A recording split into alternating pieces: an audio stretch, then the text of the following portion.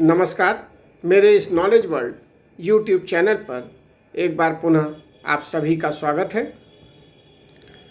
आज की हमारी चर्चा बीए पार्ट 1 फर्स्ट सेमेस्टर में समाजशास्त्र विषय में फर्स्ट पेपर में परिस्थिति एवं भूमिका पर होगी, अर्थात स्टेटस एंड रोल। इस पर आज हम लोग चर्चा करेंगे कि समाजशास्त्र में इसका क्या महत्व है। तो चलिए हम लोग प्रारंभ करते हैं परिस्थिति एवं भूमिका पर अपनी चर्चा। प्रत्येक व्यक्ति का अपने समूह या समाज में एक विशेष स्थान होता है। कोई उच्च पद पर होता है, कोई निम्न पद पर। एक व्यक्ति एक क्षेत्र में महत्वपूर्ण पद पर हो सकता है, तो वहीं दूसरे क्षेत्र में उसका दर्जा उससे निम्न हो सकता है। जैसे हम उदाहरण के तौर पे देखें कि संयुक्त परिवार में जो सबसे बुजुर्ग व्यक्ति होता है, जिसको हम दादा या बाबा कहते हैं, वो परिवार का मुखिया होता है और एक सम्माननीय और महत्वपूर्ण व्यक्ति माना जाता है। जबकि वही व्यक्ति किसी ऑफिस में चपरासी भी हो सकता है। इस तरीके से एक हरिजन मेजर का स्थान सेना में तो उच्च है, जबकि हम जाति व्यवस्था में देखते हैं तो उसका स्थान निम्न होता है। तो इस तरह हम देखते हैं कि प्रत्येक व्यक्ति का समाज में अपना कोई न कोई स्थान या पद अवश्य होता है, और इसी को समाजशास्त्रीय भाषा में हम परिस्थिति अर्थात स्टेटस कहते हैं। परिस्थिति के संदर्भ में विभिन्न विद्वानों ने अपनी कुछ परिभाषाओं को दिया है। इसमें से कुछ परिभाषाओं का हम उल्लेख आपके सामने करते हैं। इसमें पहली परिभाषा हम इलियट एवं मेरिल की देखते हैं। इनका मानना है कि परिस्थिति व्यक्ति का वह पद है जिसे व्यक्ति किसी समूह में अपने लिंग, आयु, परिवार, वर्ग, व्यवसाय, विवाह अथवा प्रयत्नों इत्यादि के कारण प्राप्त करता है। इसी तरह लिंटन के अनुसार सामाजिक व्यवस्था के अंतर्गत किसी व्यक्ति को एक समय में जो स्थान प्राप्त होता है, उसी को उस व्यक्ति की सामाजिक परिस्थिति कहा जाता है। इस तरह हम उपयुक्त परिभाषाओं के आधार पर यह देख सकते हैं कि परिस्थिति व्यक्ति की समूह अथवा समाज में पद की सूचक है, और यह पद व्यक्ति को समाज के द्वारा स्वतः ही प्रदान किया जा सकता है। यह व्यक्ति अपने गुणों के कारण या अपनी योग्यता के कारण भी इस स्थान को प्राप्त कर सकता है। अब हम लोग कुछ चर्चा परिस्थिति की जो विशेषताएं हैं उस पर कर सकते हैं। जहाँ तक परिस्थिति की विशेषताओं की बात है, तो परिस्थिति की जो पहली विशेषता है वह है कि प्रत्येक समाज में एक परिस्थिति और उससे संबंधित भूमिका का निर्धारण उस समाज के सांस्कृतिक कारकों द्वारा निर्धारित होता है। अर्थात संस्कृति ही यह तय करती है कि किसे कौन सी परिस्थिति या स्टेटस प्रदान किया जाएगा और समाज में वह क्या भूमिका निभाएगा। परिस्थिति की जो एक अन्य विशेषता है वह यह है कि इसे हम दूसरे व्यक्तियों के संदर्भ में ही समझ सकते हैं।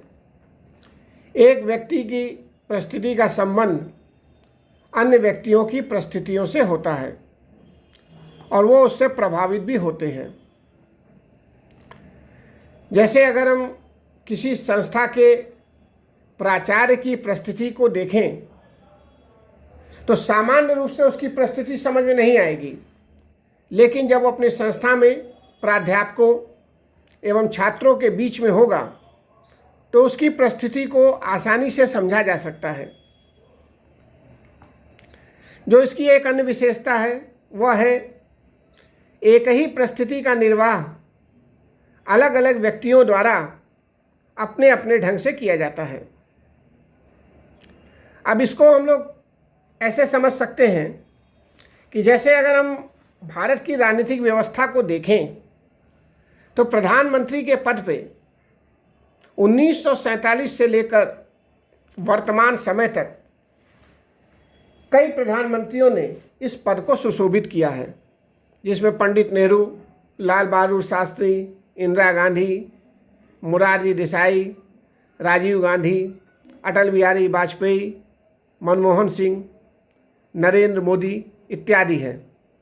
लेकिन पद एक ही है, परंतु इनकी भूमिकाओं का हम आकलन अलग अलग रूप में करते हैं। परिस्थिति की एक अन्य विशेषता यह भी है कि व्यक्ति के संपूर्ण सामाजिक पद का यह केवल एक भाग होती है। व्यक्ति समाज में एक साथ कई परिस्थितियां प्राप्त कर सकता है और विभिन्न अवसरों पर उनके अनुरूप ही अपनी भूमिका निभाता है। जैसे कहा जाए कि हम अपने जीवन में विभिन्न भूमिकाएं अदा करते हैं।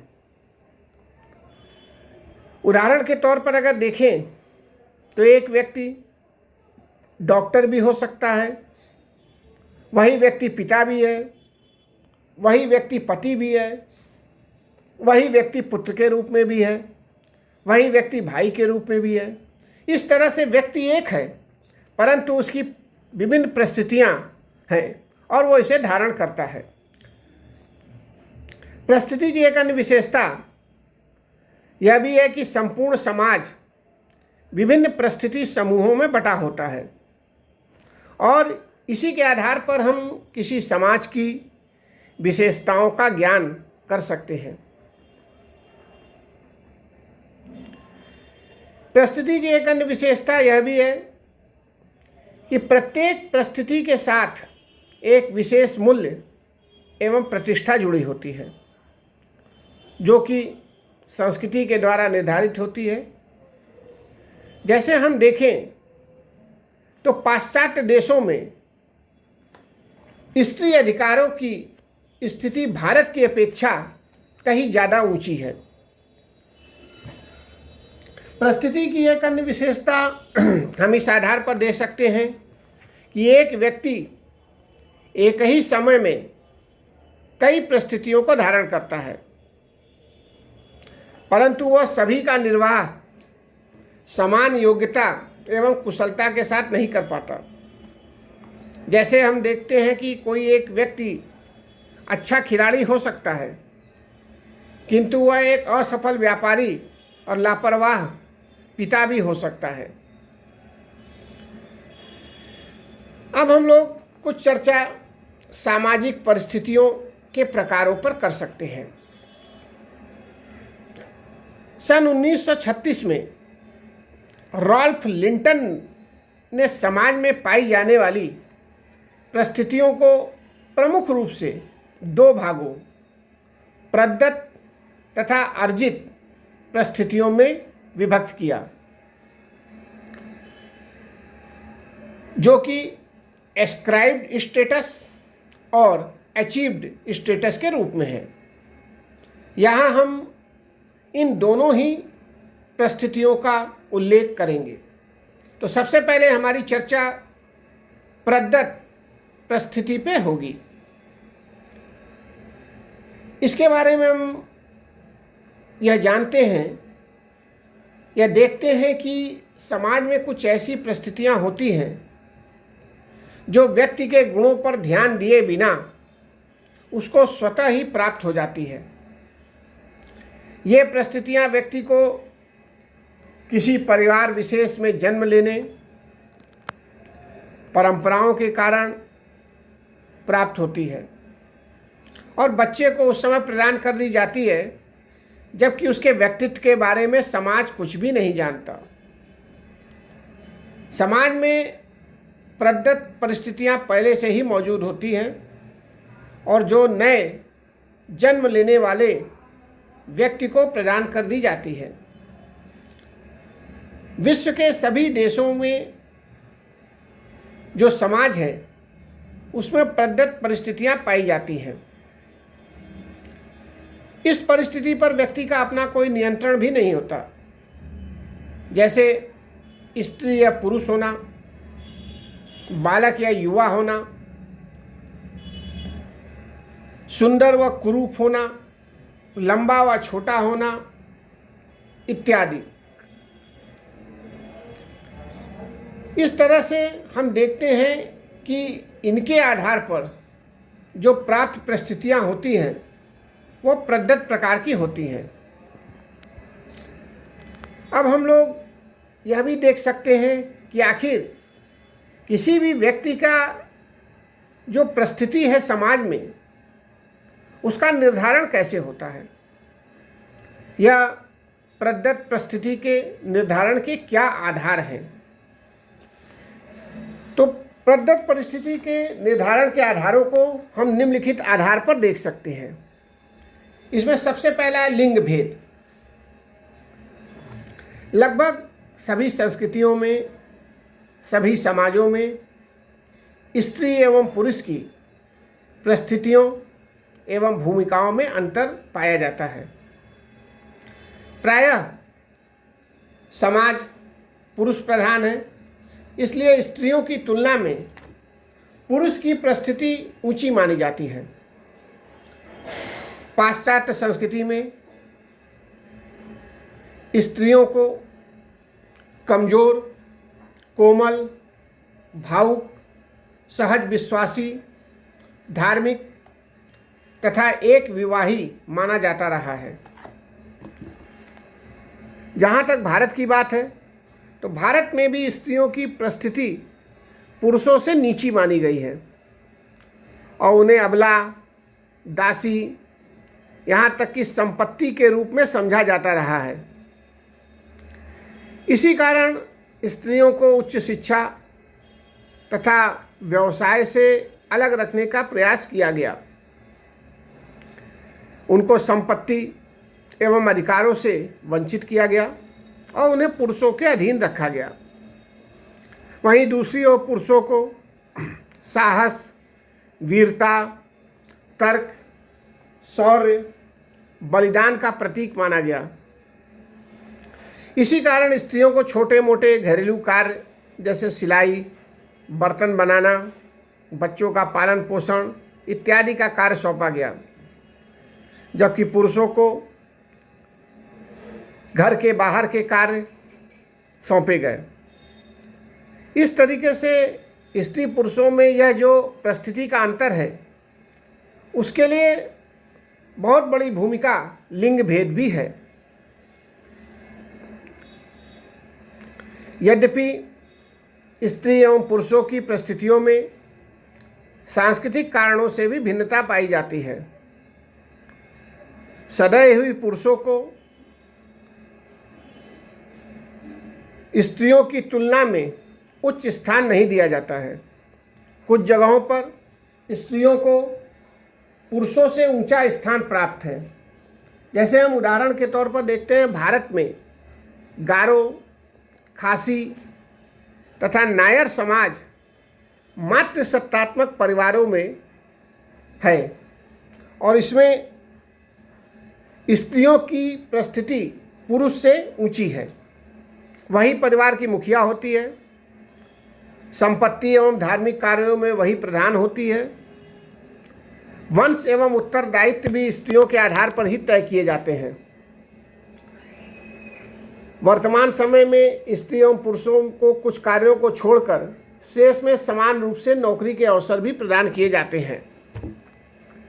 दूसरा जो निर्धारण है प्रदत्त परिस्थिति का, वो है आयु भेद। लिंग भेद की तरह आयु भेद भी निश्चित एवं स्पष्ट शारीरिक लक्षण है, किंतु आयु एक परिवर्तनशील तथ्य है। विश्व की सभी संस्कृतियों में आयु के आधार पर परिस्थिति भेद पाया जाता है। आयु का यह विभाजन हम शिशु, बालक, युवा, प्रौढ़ एवं वृद्ध के आधार पर कर सकते हैं। समाज में अलग अलग आयु के लोगों को विभिन्न परिस्थितियां प्रदान की जाती हैं तथा एक विशेष परिस्थिति के लिए निश्चित आयु का होना भी आवश्यक है।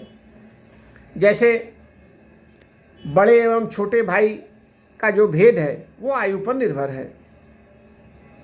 प्रायः बच्चों की तुलना में वृद्ध लोगों को समाज में अधिक सम्मान दिया जाता है। इसका कारण आयु भी है।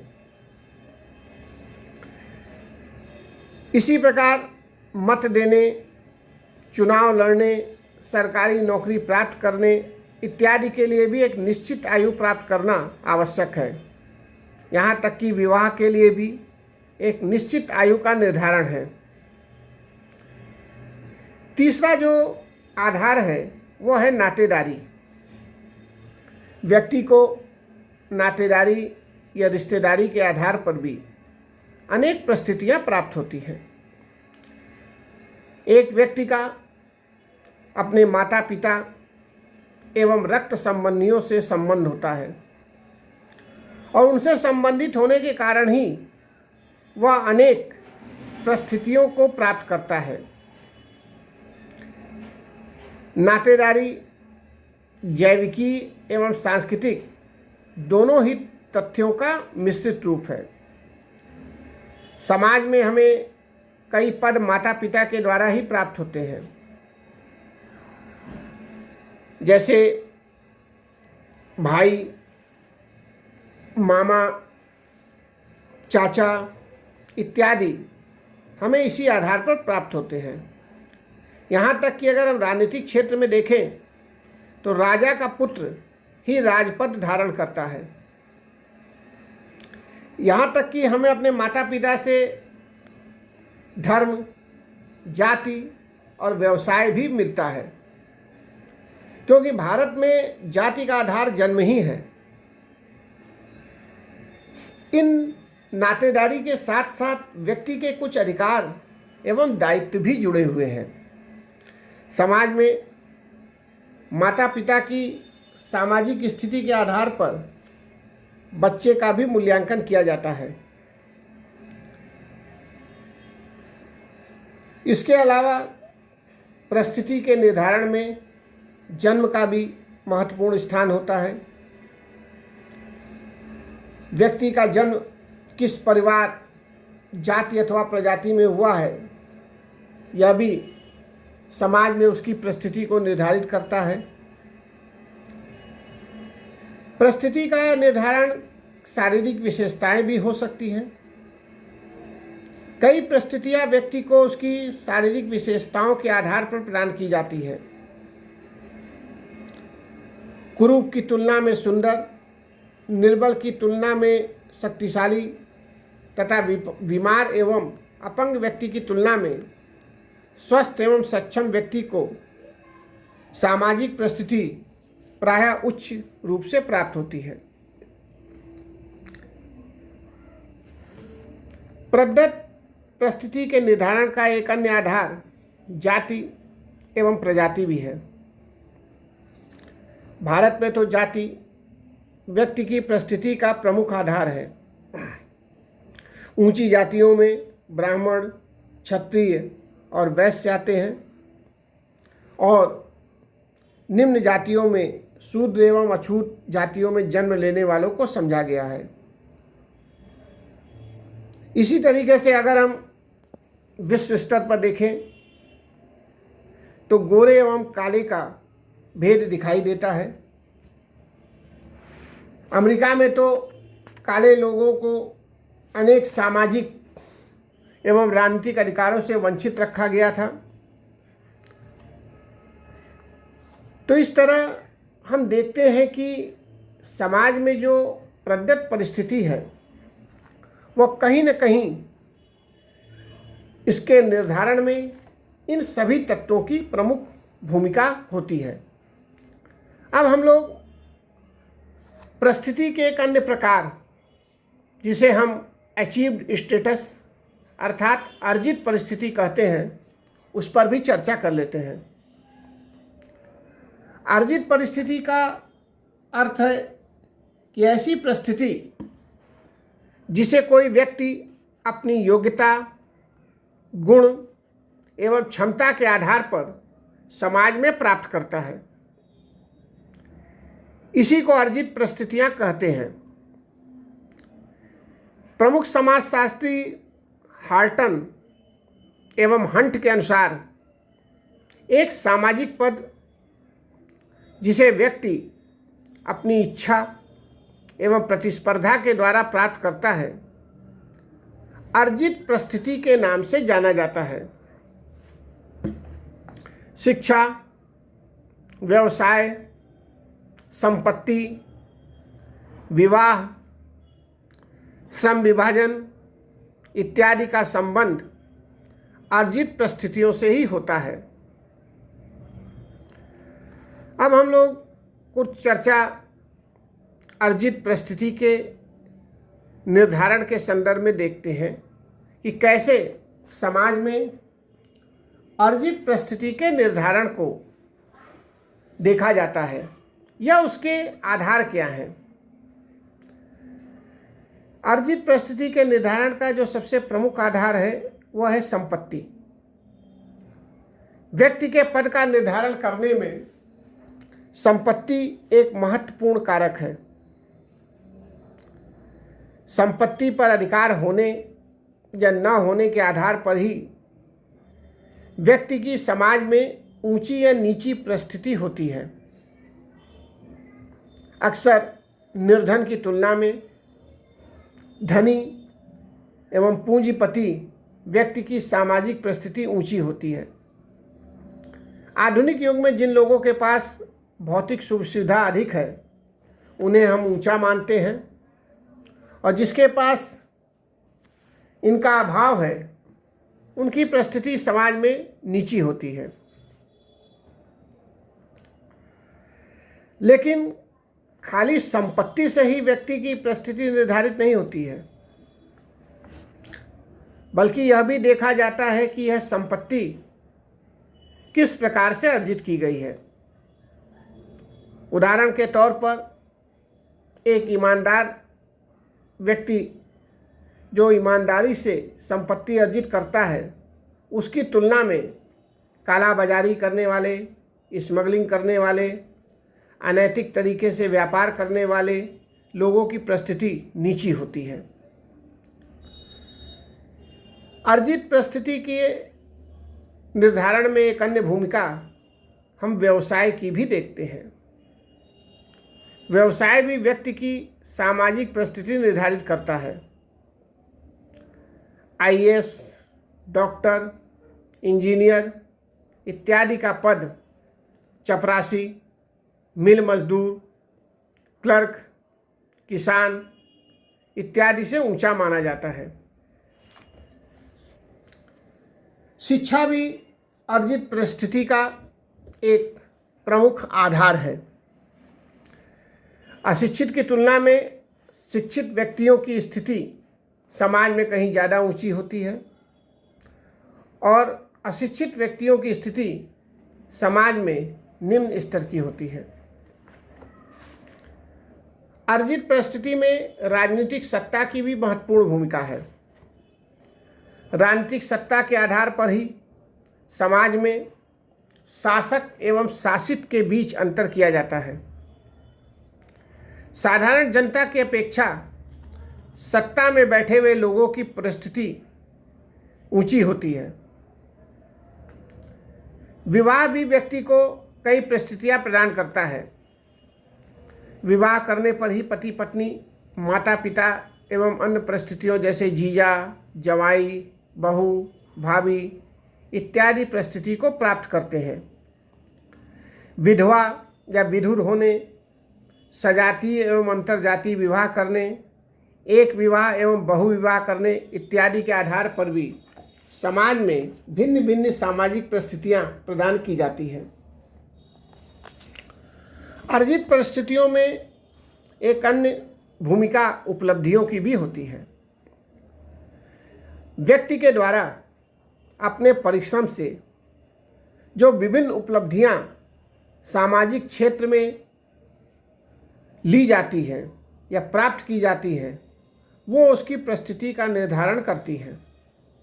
ये उपलब्धियां धार्मिक क्षेत्र में हो सकती हैं, सामाजिक क्षेत्र में हो सकती है, राजनीतिक क्षेत्र में हो सकती है, शैक्षणिक क्षेत्र में हो सकती है, खेल कूद के क्षेत्र में हो सकती है, मनोरंजन के क्षेत्र में हो सकती है, विज्ञान के क्षेत्र में हो सकती है, साहित्य के क्षेत्र में हो सकती है, संगीत के क्षेत्र में हो सकती है इत्यादि में है। इस प्रकार हम देखते हैं कि समाज में व्यक्ति की परिस्थिति के निर्धारण में अनेक कारकों का योगदान है। अर्जित परिस्थिति के निर्धारण में हम इन्हीं कारकों को महत्वपूर्ण मानते हैं। अब यहाँ कुछ चर्चा हम लोग इन दोनों परिस्थितियों में अंतर के आधार पर भी देख सकते हैं। जैसे पहला अंतर यह है कि प्रदत्त परिस्थिति समाज व्यक्ति को स्वयं देता है और अर्जित परिस्थिति व्यक्ति को अपनी योग्यता एवं कुशलता के द्वारा प्राप्त करनी होती है। दूसरा जो अंतर है वह है प्रदत्त परिस्थिति का स्रोत समाज की प्रथाएं, परंपराएं एवं संस्कृति है, जबकि अर्जित परिस्थिति का स्रोत स्वयं व्यक्ति और उसके गुण है। तीसरा जो है वह है प्रदत्त परिस्थिति का निर्धारण जन्म के आधार पर, लिंग के आधार पर, आयु के आधार पर, जाति के आधार पर होता है। वहीं अर्जित परिस्थिति का निर्धारण शिक्षा, संपत्ति, व्यवसाय, व्यक्तिगत योग्यता, राजनीतिक अधिकार इत्यादि के आधार पर होता है। चौथा जो अंतर है वह है प्रदत्त परिस्थिति के आधार अपेक्षाकृत स्थायी है। इसमें परिवर्तन न के बराबर होते हैं। वहीं अर्जित परिस्थितियों के आधारों में परिवर्तन हो सकता है। पांचवा जो है वह है प्रदत्त परिस्थितियां अनिश्चित होती है तथा उनका अधिकार क्षेत्र अधिक स्पष्ट नहीं होता। उदाहरण के तौर पर पिता के अधिकारों की सीमा निर्धारित नहीं है, वहीं अर्जित पद अधिक निश्चित एवं स्पष्ट होते हैं।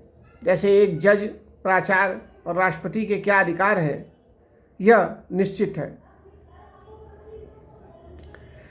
छठा जो अंतर है वह हम देखते हैं समाज के आधार पर कि प्रदत्त परिस्थितियों का आदिम परंपरागत समाजों में अधिक महत्व पाया जाता है, जबकि अर्जित परिस्थितियों का आधुनिक समाजों में अधिक महत्व है।